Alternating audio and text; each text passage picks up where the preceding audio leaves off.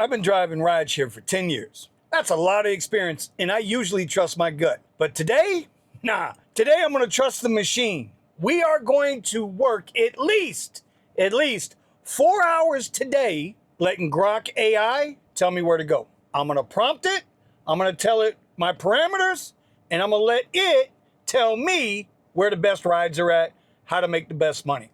I mean, hey, the Pink app has an AI now. Remember that Plan Air AI, which, well, let's be honest, it's going to put you where they need you and they can maximize their money. And, you know, you get the pennies or the nickels or the dimes or whatever. But this, Grok AI, completely separate, has no ties to the Black app, no ties to the Pink app. What y'all think? You think we can make a goal? Can we get $100 in 4 hours using the AI? We're going to find out. But first we're going to charge up.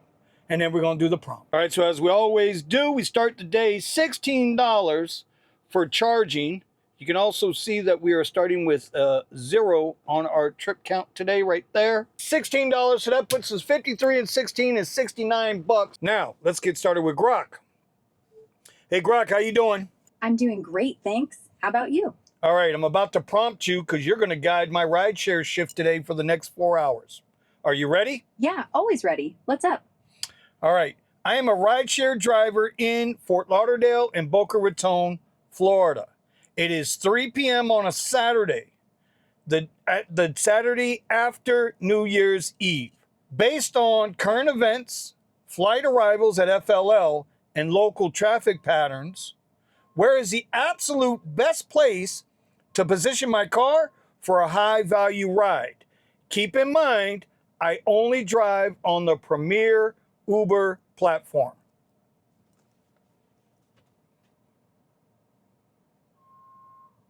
Position at the Fort Lauderdale Hollywood International Airport rideshare lot for Uber Premier pickups from Terminal 1 or 2 arrivals. Post-holiday flights are peaking now, with people heading to Boca Raton resorts and the Las Olas Art Festival, driving high-value surges northbound. Traffic's moderate on I-95 Saturday afternoon, so you're close from Hollywood and can beat the rush. Copy that. Are we looking for rides directly into Boca?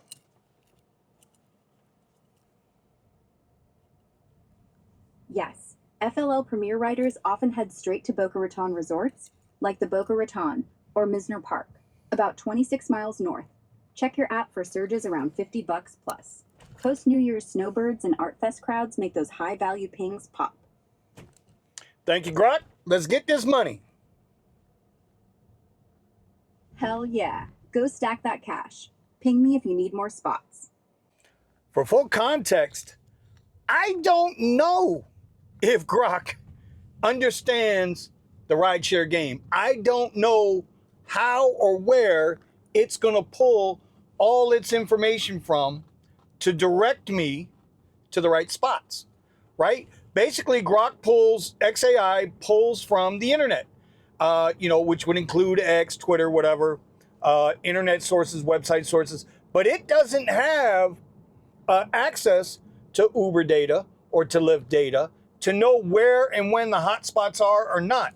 So it's basically going to scour the internet for posts and try to find a path that way to lead us where we need to go today to try to make some money. I'm shocked it sent me to the airport to start the day. Because y'all know me. I always start my day here at the airport on the weekends, right? I try to get a ride up north, really get a good banger going to start. So I guess that's what it is. But here's the other part to this. This is a technology driven game, right? So why wouldn't AI, whether it's Grok, and then we'll do another video with Gemini, because that's the other AI I use a lot of. So we're going to find out if it can handle the task of helping us make more money. I mean, the only thing it doesn't have is the human experience that we have, right? So anyway, also for full context, I have, I'm coming in with a 725 surge already. Listen, I had to turn on the app and pick up the surge. I'm not a dummy. But coming into the airport right now, there are 16 to 20 X cars, 35 comfort cars, 10 electric, and 60 Premier. We're going to stay on Premiere for a little bit. We're going to see how this works. Let's see what this queue looks like as we come into it. Is it a busy queue, or are we going to get out of here pretty quick? All right, full transparency. We just got our first ride. It is $4.50. That's right. I got here at 3:20, and I did get 2 trip radars. I tried to take both of those rides, but it didn't give it to me. So this one popped up. It's $33. It's 8 minutes to pick her up. It's gonna be about 20 minutes to drop her off. We're gonna take the ride to get started, and then it's going to Fort Lauderdale Beach. And when I get there, I'm gonna ask Grok, what do we do? Do we go north? Do we go south? Do we park our ass right there? What do we do? All right, first trip in the books was that $34 ride out of the airport with a $13 tip. Wound up being $48.19, took 39 minutes, went 8.5 miles. But here's the thing. As I was on that ride, I got another request. It was a $97 ride from Fort Lauderdale Beach to West Palm Beach. I was like, yes! And then they canceled. All right, no big deal there. But I did get another request as I was dropping off that first rider, $28.48 back here to the airport. So we are at, I believe it's $76.67 right now on 2 trips. Here's the bitch. It's $6.37. So I don't know. We got to ask Grok because we're a half hour, right? We started at what? 3 o'clock? It's almost 7 o'clock, which is a 4-hour block. But where's my 2 rides, right? Grok said to go to the airport, but I would have went to the airport anyway. So I don't think this is a really fair comparison, but this is what we're going to do. Hey, Grok. Hey, Vinny, what's up? Okay, I am an Uber driver. I have to reprompt her again. I am a South Florida Uber driver who works in the Fort Lauderdale and Boca area. Right now, I am right by Fort Lauderdale International Airport. Based on current events, based on flights at FLL, and based on traffic patterns, as an Uber Premier driver, where should I be driving right now? Where should I go? Head to the FLL Rideshare waiting lot first for Premier Airport pickups, since it's evening Saturday with steady arrivals and surges likely. If queues are long, drive north to Los Olas Boulevard or A1A in Fort Lauderdale for beach crowds, avoiding heavy Interstate 95 traffic to Boca. Okay, yeah, there are 50 cars in that queue. It might take an hour waiting to get a ride. Is that acceptable? No, an hour wait isn't worth it with 50 cars ahead. Head out to Los Olas Boulevard or the beach on A1A for quicker Premier rides from evening crowds. Check your app for surges there before committing to the queue. Okay, well, there's no surges on the beach right now. It was surging, but it's not surging now, and I do have $3 attached. So if I go to the queue, how long should I wait there? With 50 cars ahead, expect 45 to 90 minutes in the FLL queue, based on typical airport waits, even with $3 attached. Bail after 15 to 20 minutes if no ping, and hit Los Olas for faster action. Copy that. Thank you, dear. You're welcome. Anytime. Safe travels. All right, so Grok says go check out the airport. And if nothing's popping, if it ain't moving, if we don't get a good little ping or whatever, take my ass out of the airport and go to Los Olas. Okay, let's go. All right, for context, we wound up finishing the night 3 trips, 207.23, with the last trip from the airport was $97 and a $32 tip. Wound up being $130 and change to put us at 207.23. Now, some context to this. Remember, Grok said, go to the airport, wait for about 20 minutes. If nothing pops up and it's surging over by Los Olas, go downtown Fort Lauderdale, go to work. Here's the thing. Nothing surged anywhere. There was nothing there, and I didn't want to take the risk, and the queue was coming down. So I said, you know what? We'll wait. And we waited.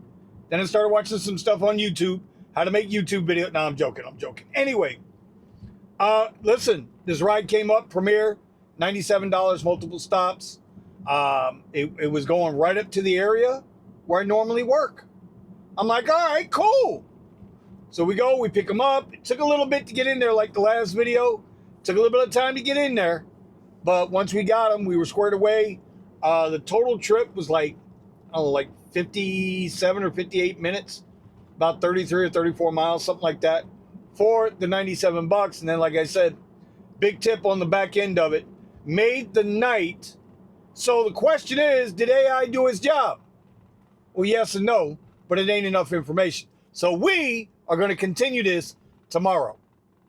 Yeah, tomorrow. All right, Grok, I'm going to need your help here. Sure, what's up? What do you need help with?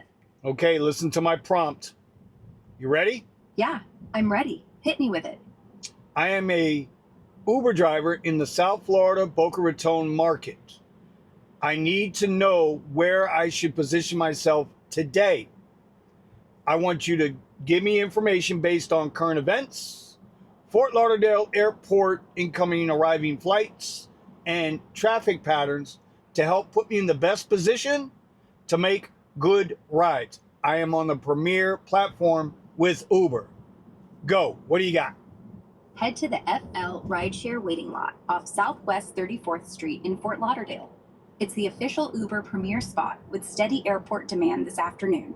From Tamarack, watch I-95 south for debris near Boca Raton at mile marker 48, and expect typical Sunday surges to Boca hotels or beaches. Now, this is the same information you gave me yesterday, and I can't lie. We did good yesterday. 3 trips total. We did $207. Awesome. Nice haul yesterday. Let's repeat that. FLL's got over 150 delays and 58 cancellations from Caribbean issues, so more passengers need premier rides north to Boca Raton resorts. Skip I-95 if possible, due to debris. Stick to the turnpike for quicker airport to Boca runs. All right. Well, first we got to go charge because even though we still got 24% battery, you know I like to start with a full battery. So navigate me to the Seminole Hard Rock and Hotel Casino Tesla Superchargers. Got it.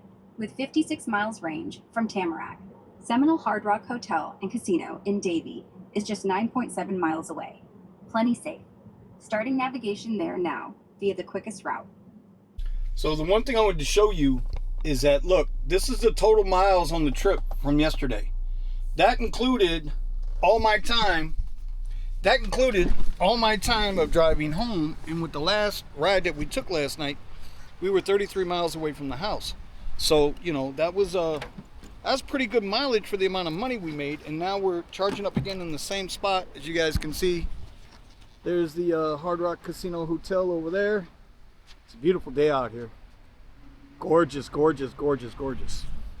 All right, so you can see $13.59 for charging today, restarting at 0 watts. But we are going to leave the trip count, mileage count going for the whole weekend because, you know, it's 121 miles. So that's not terrible.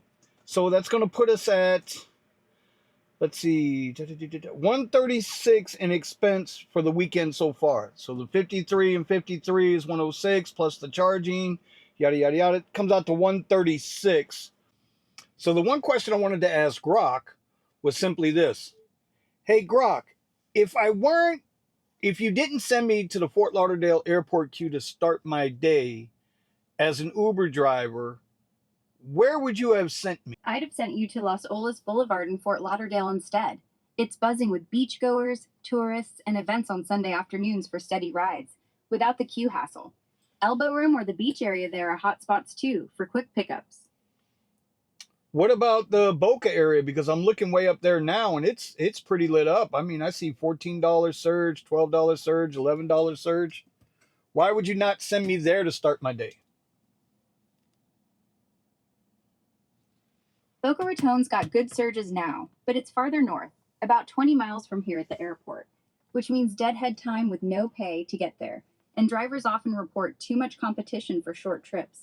Sticking closer like Los Olas keeps you in steady Fort Lauderdale action without the risk of dry spells on the way back.